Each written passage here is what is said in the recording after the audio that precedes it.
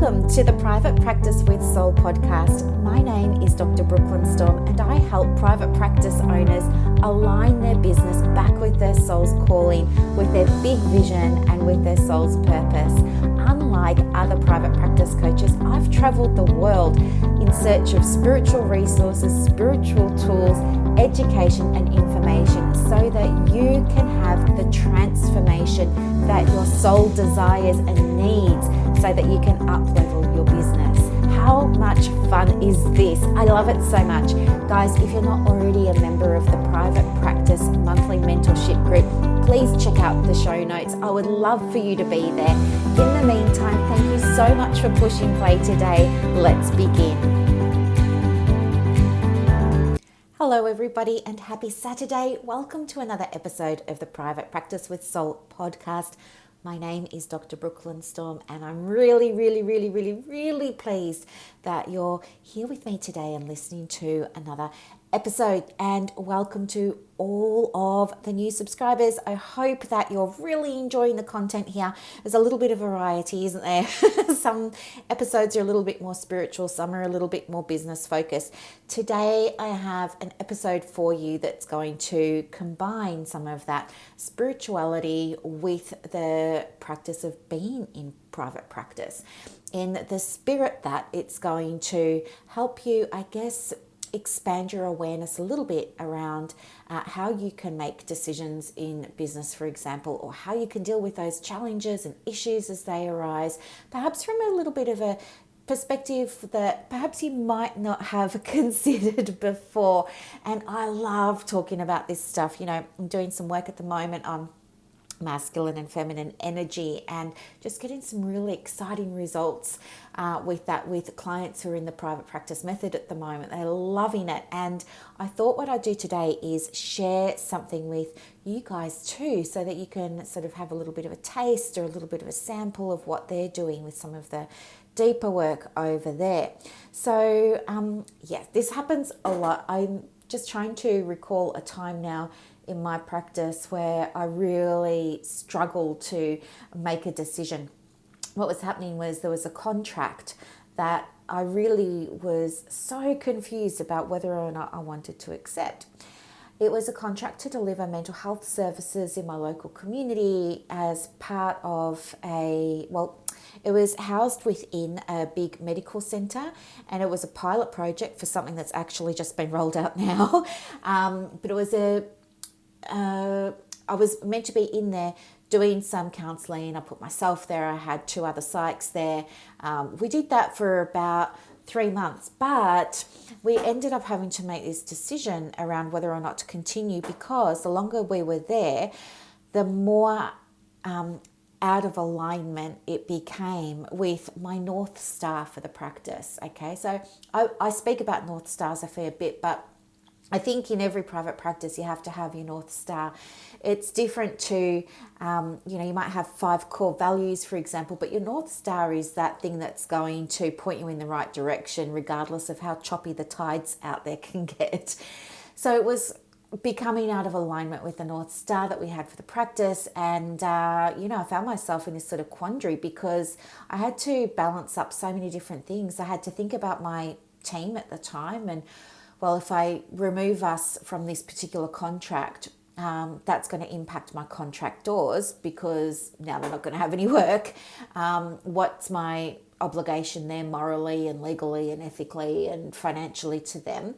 But also, what does it mean for my business to remove ourselves from that contract? And then I also had to think about, well, what does it mean for my contractors if we stay working in this project? So it was some project it was Greg Hunt at the time. He was a minister for mental health, I want to say. I can't remember. It was a few years ago. So they had this idea of putting mental health services, free mental health services in big bulk billing medical clinics, and they wanted to trial it. And so we were part of that pilot to see how it was all going to work and how it was all going to unfold. And I guess that would have been, 2017, 2018. It's 2020 now, and it's just been rolled out as an official program.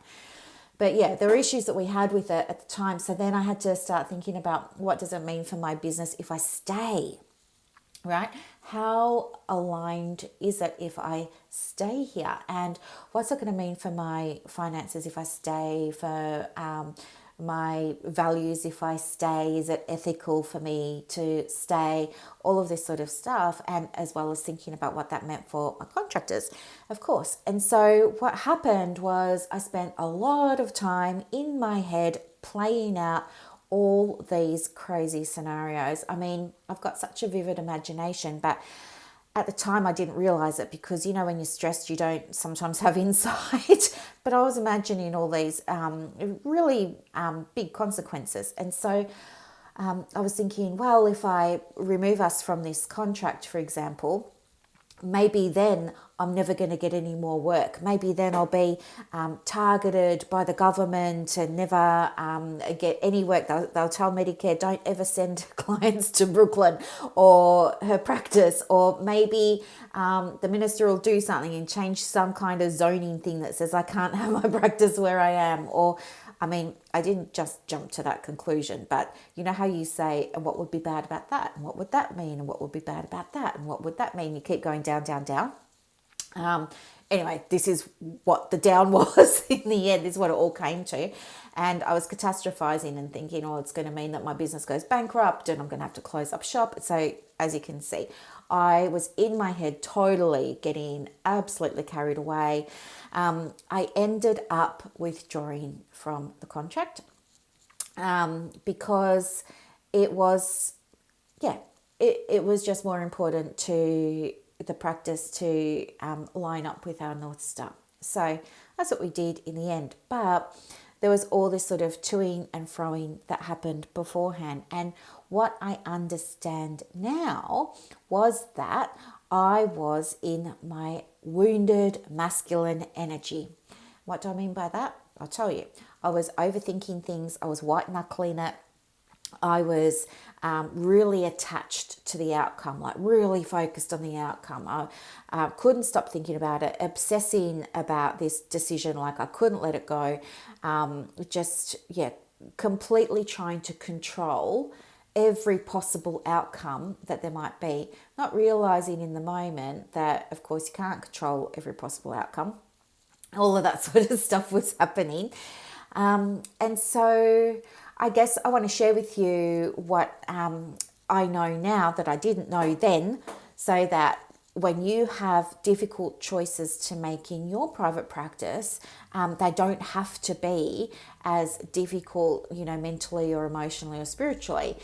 And the way that I make decisions now for the business is number one, I get really aware of where my energy's at. Am I in my head? Am I in my heart? So most of the time, when I was first learning about masculine and feminine energy, I was able to identify that I was in my head a lot of the time. And maybe you can relate to that, that overthinking and trying to predict outcomes and, crystal balling it. But anyway, what I now am getting better at is being aware of where my energy's at, so that I can try and play in the opposite energy, because it's really through a healthy integration of the masculine and the feminine that you'll be able to get the outcomes that you really, really want that align with your North Star in your private practice.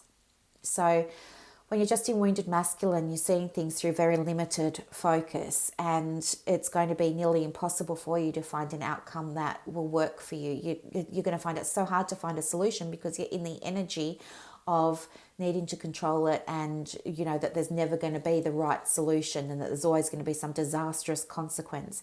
But if you can allow yourself space to drop into the feminine, which you can't do on the spot, but what you can do is you can certainly set aside a pocket of time in the day to allow yourself to go for a walk and think things over, or to journal things out, or to talk to a girlfriend, or to listen to some music and just disconnect, right? The opposite. You just want to disconnect, put it out of your mind, get into your body. That's where you're going to find your answers. That's where the answers are going to live. it's by being in your heart space that you'll be able to get a different perspective on a solution to the challenge or the quandary that you're finding yourself in. And when you've got that answer, so what I do just quickly is I'll just put my hand on my heart and I'll just ask for guidance. I'll just close my eyes, I'll take a breath and I'll ask for guidance on an issue, and I'll wait for whatever pops into my head.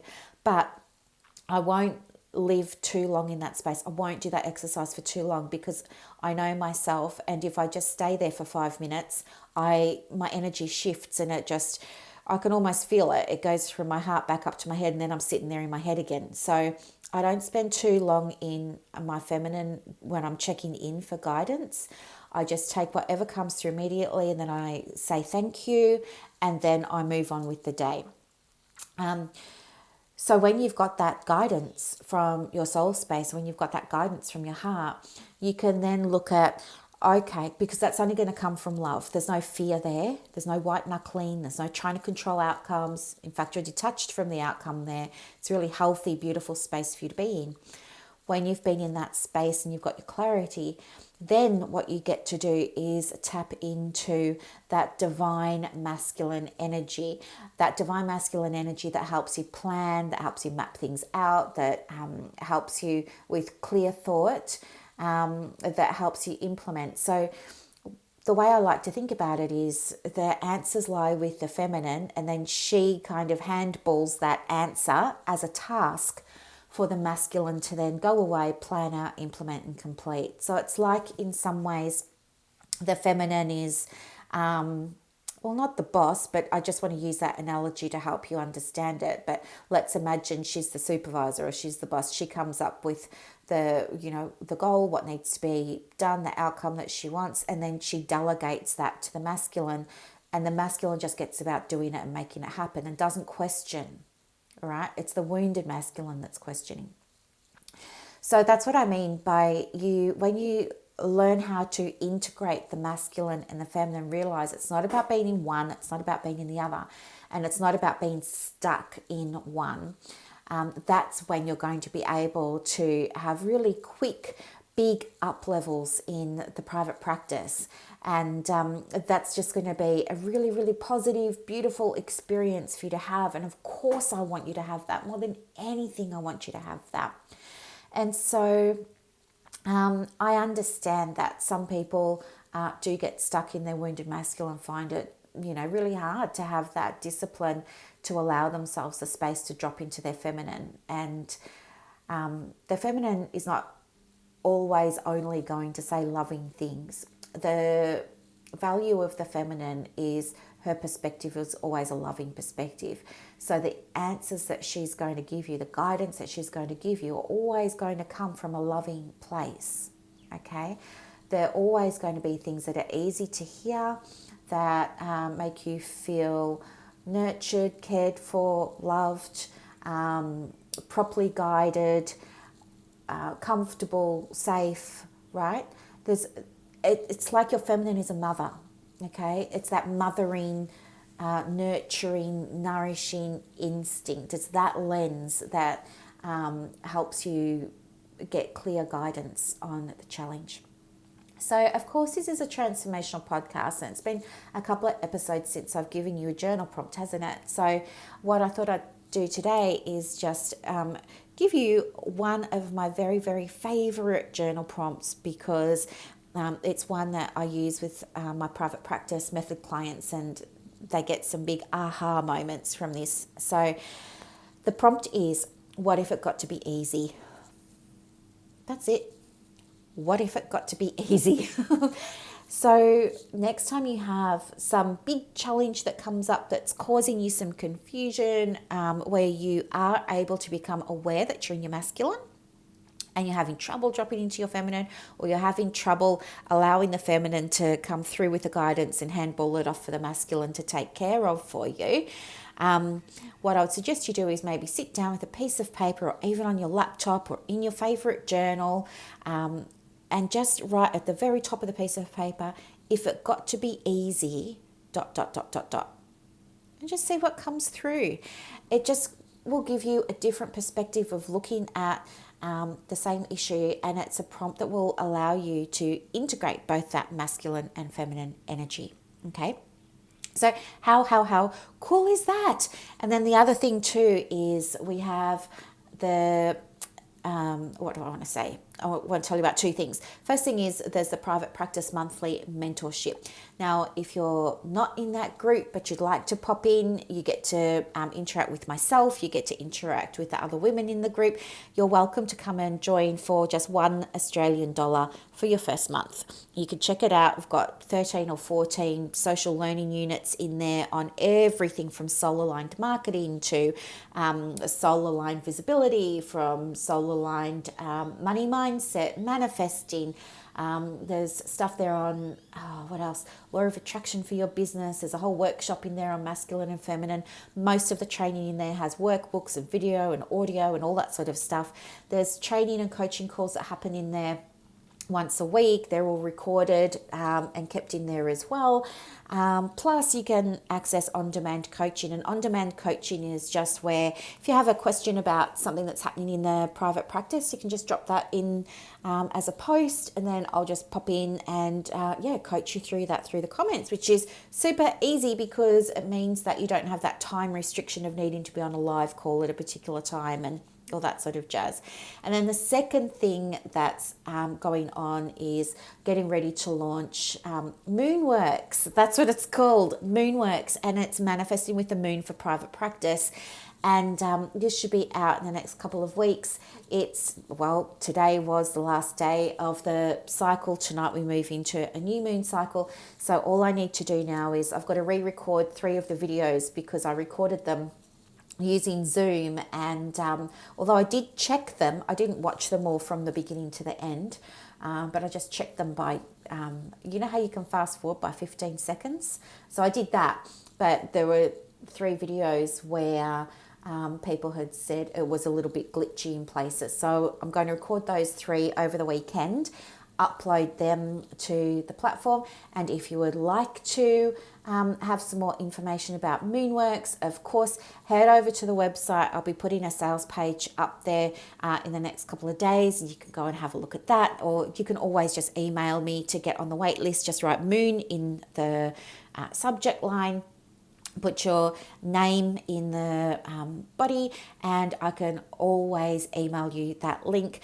All the podcast listeners will have access to Moonworks for half price. So if you're listening to the podcast, please make sure that when you send me an email or when you sign up, let me know that you're a podcast listener so I know to give you the discount. All right, guys, have a beautiful Saturday. I hope that this was helpful. What if it got to be easy? I will see you on Wednesday. Talk to you soon. Bye.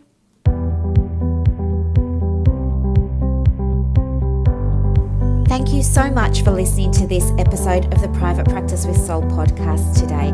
If you're looking for clarity, if you need help with branding, your processes, and bringing everything into alignment with your soul's purpose for your private practice, head to the show notes and click the link for more information about the Private Practice Monthly Mentorship Group. You are going to love it. I can't wait to see you in there. Thanks so much for listening. Bye.